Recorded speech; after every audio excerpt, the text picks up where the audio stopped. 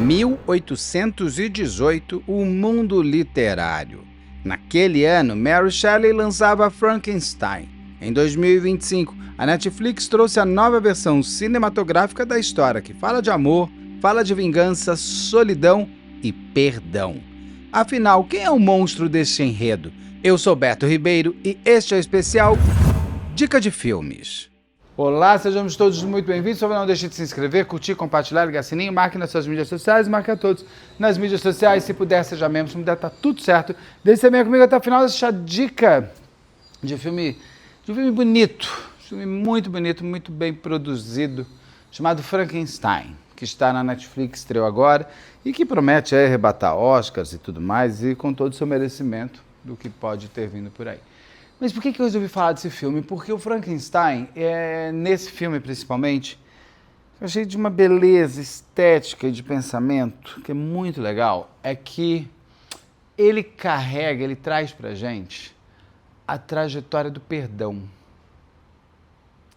a trajetória da solidão, a trajetória de realmente perdoar e esquecer, o drama da família, ser parte de uma família e querer ser parte dela, mas não ser aceito e amado por todos, mas a gente querer o amor daquela pessoa específica.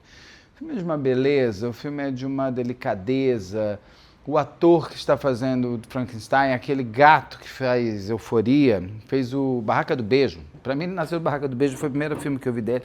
Eu achei ele incrível, achei ele super bom ator, já gostei dele. Um rapaz jovem, tem lá os seus percalços, às vezes ele parece meio metido, mas como ator, como o trabalho que ele entrega é muito bem feito. A caracterização para ele se tornar o Frankenstein foram mais de 10 horas por dia. Então é um ator que se entrega de fato em todos os sentidos. E principalmente você precisava ter essa ingenuidade que a personagem, que o monstro... Aliás, quem é o monstro dessa história? Né? Quem é o monstro das nossas vidas? Às vezes a gente aponta para o outro como sendo monstro, mas o monstro somos nós. E isso traz nesse filme todo esse pensamento, toda essa necessidade que precisamos ter e conversar sobre. Perdoar é fácil, perdoar eu acho que é para os fortes. Se eu perdoo, não sei. Eu esqueço fácil, mas perdoar não sei se eu perdoo.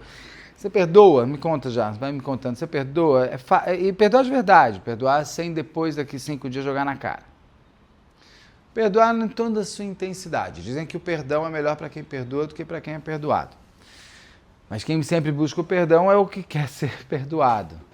Sem dúvida nenhuma. Já entrevistei vários familiares de vítimas, uma delas, um rapaz que me ensinou muito, que é o filho de uma das vítimas do maníaco de Minas Gerais, esqueci o nome, que ele matava mulheres, estuprava, ele tinha...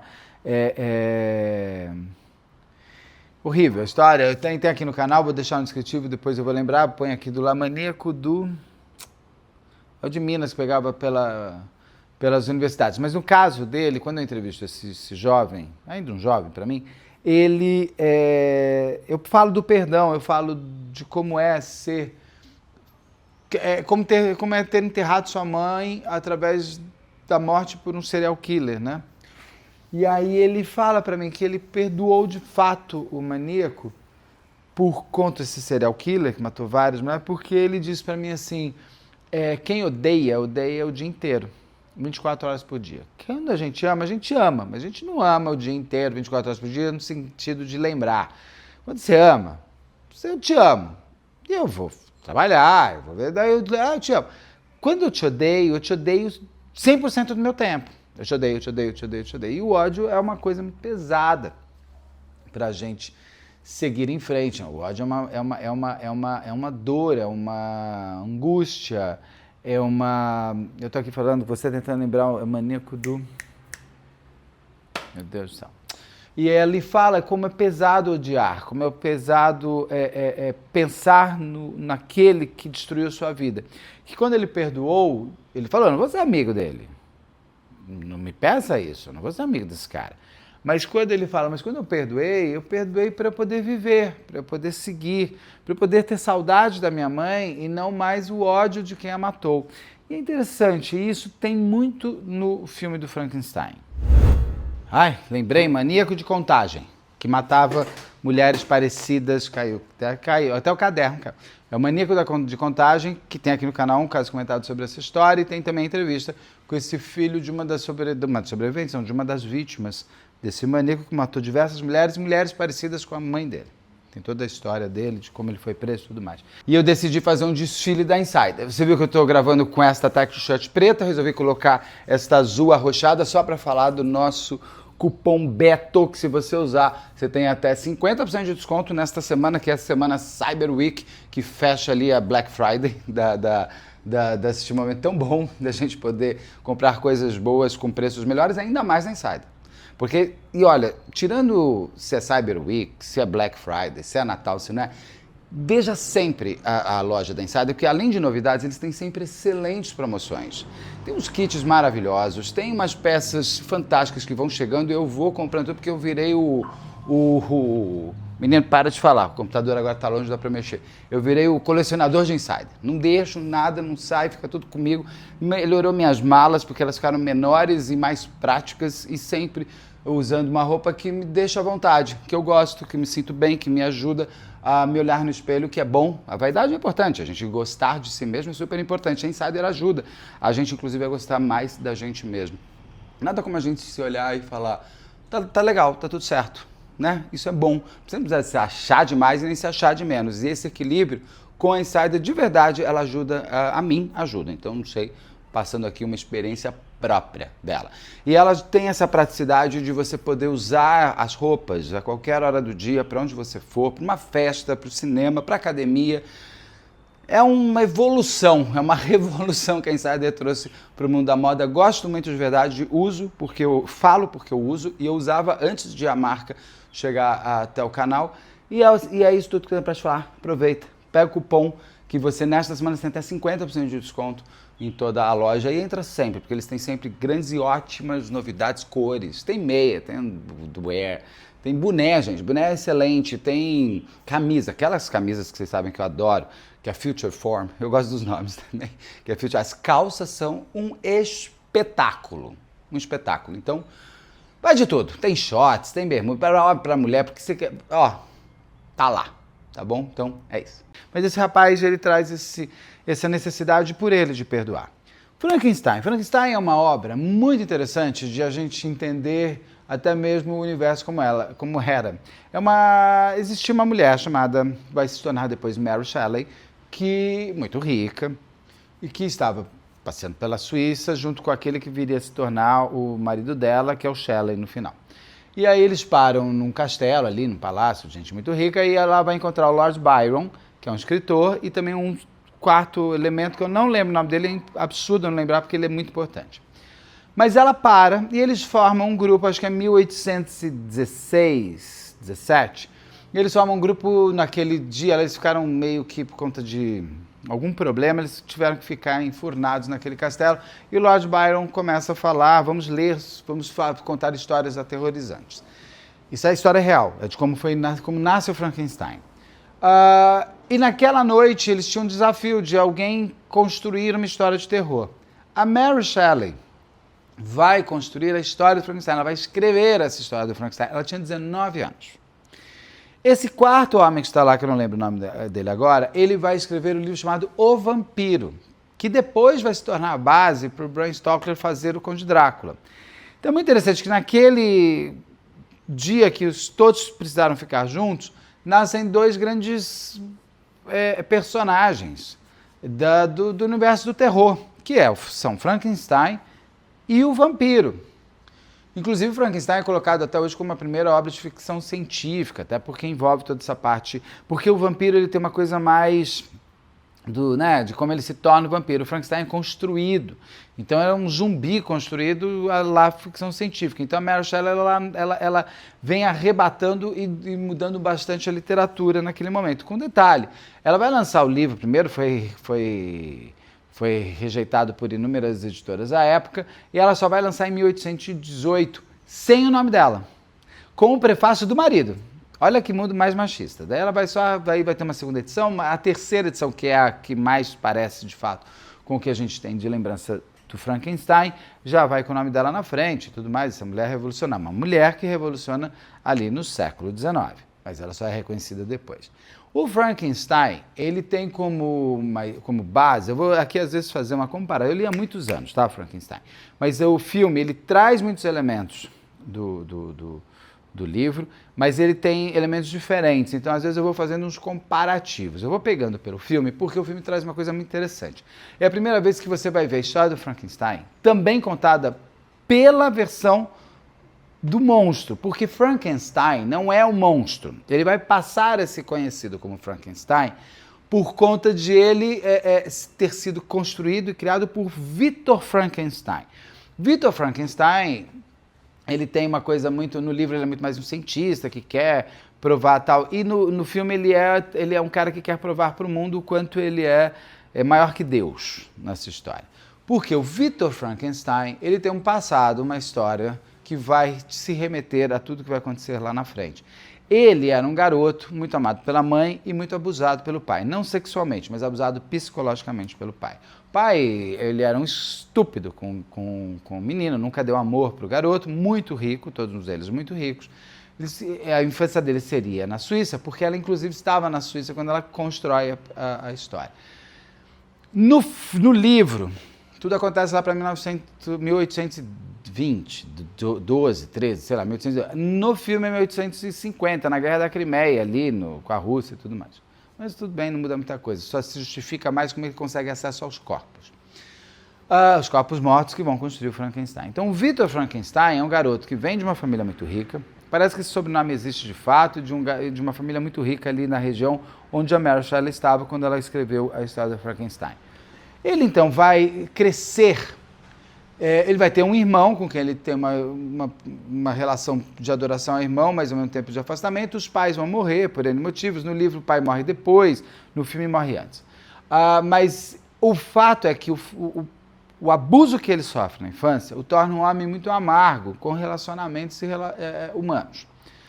No livro, ele vai crescer, ele vai se tornar um cientista, ele vai começar a desenvolver e desejar a construção a trazer de volta à vida, ou seja, a construção de um zumbi, uma pessoa que morre e voltar à vida, e no filme ele quer brincar ainda mais de Deus. Ele, por estar no filme, na Guerra da Crimeia, ele vai conseguir convencer lá a sociedade de cientistas, que ele faz um primeiro experimento que dá certo, de construir um cadáver com vida. E ele vai conseguir, por causa da Guerra da Crimeia, muitos soldados mortos, ele vai construir, ele vai fazer com muitas partes de corpos, é até bastante gráfico esse momento no filme, acho que podia ter sido um pouco menos, dele dissecando o corpo, cortando, esquartejando e tal, assim por diante. E ele vai construir ali o seu Frankenstein, assim como no livro também ele vai fazer isso. No livro, o Victor Frankenstein, ele vai depois achar uma noiva chamada Elizabeth. No filme, a Elizabeth, e no livro ela quase não aparece, ela é uma tonta, uma mulher sem graça nenhuma, sem voz. No filme, não. No filme, o irmão dele, do Victor Frankenstein, vai conhecer essa Elizabeth, que é já uma cientista também. No filme ela tem muito mais voz ativa, muito mais presença, muito mais querer estar, e ela vai inclusive se apaixonar pelo Frankenstein. No livro ela meio que ela fica só como noiva do Victor Frankenstein. E no filme ele é cunhado daquela que seria a noiva dele no livro. O monstro vai ser feito, o monstro vai tomar vida, as coisas vão acontecer. Só que o próprio Victor Frankenstein ficará horrorizado pela sua própria criação. Ao mesmo tempo que ele queria brincar de Deus, ele fica angustiado como Deus criou o homem, ele criou o Frankenstein. E ele fica olhando aquilo e fala assim, o que eu fiz com o mundo? Teria um pouco mais de filosofia no livro com a construção do monstro, porque no livro Victor Frankenstein nem chega a se relacionar com o que ele chama de monstro. No filme não, no filme no começo ele começa a tratar ele quase como um cachorro, e o monstro vê no Victor Frankenstein o seu pai, e foi ele que construiu ele. Só que assim, todos os abusos, no filme você vê, todos os abusos que o Victor Frankenstein sofreu do pai, ele repete no monstro. E isso, como paralelo para a vida que a gente tem aqui, é algo que a gente precisa se olhar e falar assim, quantas vezes eu faço com o outro aquilo que me magoou tanto? É pesado, mas é real. Coisas que a gente fala muito em live, as pessoas que foram abusadas passam a abusar. Ou seja, a sua dor não te construiu como uma pessoa melhor, inclusive, de defender e de impedir que uma outra pessoa sofra o que você sofreu. Muita gente devolve para o mundo o seu sofrimento e ainda mais cruel. Não estou dizendo que todos são assim, mas muitas vezes são assim. E no filme isso fica claríssimo. O monstro é a coisa mais doce que existe. O monstro, de fato, é o Victor Frankenstein. Um pai abusador, um pai desrespeitador, um pai que diminui e destrói a sua própria criação. Isso acontece no mundo normal daqui. Então o filme ele tem, é bom, né? O filme tem esse espelhamento da vida que eu achei bárbaro pra gente. Eu fiquei parando pra mim, né, para pensar, será que eu repito no outro algo que me deixou marcado? Não sei. É uma reflexão que eu comecei a ter depois do filme. Mas no filme, então, o Frankenstein é criado e ele é largado pelo Victor Frankenstein, o monstro é criado, é largado pelo Victor Frankenstein, no castelo onde ele construiu aquilo tudo. Tem aquela coisa do raio, tem todas aquelas histórias todas. E vai ter uma explosão, inclusive, dentro desse castelo, que o Victor Frankenstein vai ser jogado, e o Victor Frankenstein não, o monstro vai ser jogado, e até acontece uma coisa interessante no filme, que o Victor Frankenstein, nessa explosão, ele perde um pedaço da perna, ele vira um amputado, ele vai ter que colocar uma prótese, ou seja, mais ou menos o que ele fez com o outro, ele sentiu nele mesmo. E você vai ter uma bonita trajetória, que também tem no livro parecido, do Victor Frankenstein, do monstro, caminhando pela vida. E ele não sabe, ele começa a comer junto com os bichos, ele é muito adorado, os bichos gostam muito dele porque ele é doce, ele é apenas uma pessoa gelada fisicamente, porque ele é um cadáver com vida. E um cadáver que se autorregenera, uma série de coisas assim. Ele é um zumbizão com poderes já, então bem uma personagem mítica. Ele vai entrar dentro de uma casa, também é bom, né? Ele vai encontrar uma casa e ele vai se esconder em partes da casa que as pessoas não veem. E lá, no livro fica mais claro isso, que um dos filhos do dono da casa estava namorando uma mulher árabe que ela estava aprendendo a falar a língua deles, no caso seria alemão, no filme é inglês. Isso acontece também no filme, só que no filme são crianças que estão aprendendo a ler e escrever. E o monstro vai aprender a ler e escrever vendo pela fresta da parede. E o dono da casa, um senhor cego, e ele vai ser o espírito da floresta. Muitas coisas ele vai ajudar muito essa família, ele vai construir cerca sem a pessoa ver, então o espírito da floresta está nos ajudando. Esse senhor cego vai ficar sozinho por um tempo na casa e o monstro, é que eu falo para Frankenstein porque sempre a gente acha que o Frankenstein é um monstro, mas não é um monstro, que é chamado de monstro porque ele é a pessoa mais doce do mundo, ele não tem nada de monstro. Ele vai ter uma relação, é bem trajetória do herói mesmo, é bem assim, é o Pinóquio achando o grilo falante, ele vai encontrar esse senhor cego que vai ensinar a vida, o mundo para ele através dos livros, através das histórias, através da amizade. Ele vai desenvolver com ele sentimentos, ele vai se entender. É o que o próprio monstro fala, eu sinto, eu tenho sentimentos. Ele não é um psicopata, ele é gelado de corpo, mas ele é quente de alma. E ele fala também, eu não sei quem eu sou, eu tenho sonhos com movimentos diferentes, porque ele tem vários, ele é um corpo com várias pessoas. Então ele tem várias possíveis lembranças de várias vidas. E até esse senhor fala para ele, é preciso perdoar e é preciso esquecer. E ele fala, mas como esquecer aquilo que eu não sei? Como esquecer uma lembrança que eu não tenho? Ele carrega dentro dele também um ódio da rejeição. Ele foi rejeitado pelo Victor Frankenstein, ele foi rejeitado pelo seu pai, só que ele não tem esse entendimento. No livro ele vai encontrar um diário no bolso de um casaco que ele pega e sai correndo. No filme ele volta para o lugar onde ele estava, onde ele foi criado, e ele encontra esse diário que o Victor Frankenstein fez do desenvolvimento dele. E ele se entende, ele entende quem ele é e ele fica com um ódio terrível. E ele vai conseguir descobrir que tem uma carta ali onde está o Victor Frankenstein e ele vai para lá. Porque agora que ele sabe o que ele é, agora que ele sabe como ele foi construído, ele não quer perdão, ele não quer esquecimento, ele quer vingança. vingança, que é outro sentimento extremamente humano e que a gente precisa entender que sim, lhe dá prazer quando você se sente vingado, óbvio, mas se você não trabalhar por nela, né? Aquela coisa assim, ai, sei lá, uma bobagem, assim, ai, aconteceu, também, bom, eu até gostei, porque ele tinha me feito tão mal que... Outra coisa é você batalhar para que o outro sofra. Aí não é vingança, aí é você viver pelo outro. Mas você sabe quando você vai me ver vivendo em função de alguém? Mas nem a pau, não tem nem tempo. Ainda mais para me vingar do quê? A minha história que eu te contar, na versão do outro lado, pode ser outra. Então, o que para mim é uma vingança, para outro não fez nada. É muito complexo isso. No caso do Frankenstein, fica mais óbvio porque ele quer se vingar do seu criador. Até porque ele começa a sentir um outro sentimento extremamente humano, que é a solidão. Eu não falo, a solidão vai ser seu pior castigo, como já cantou John Hooker. A solidão é um castigo, principalmente para quem não gosta de ficar sozinho. Por isso que terapia é bom, porque uma coisa, gente, é você se sentir só.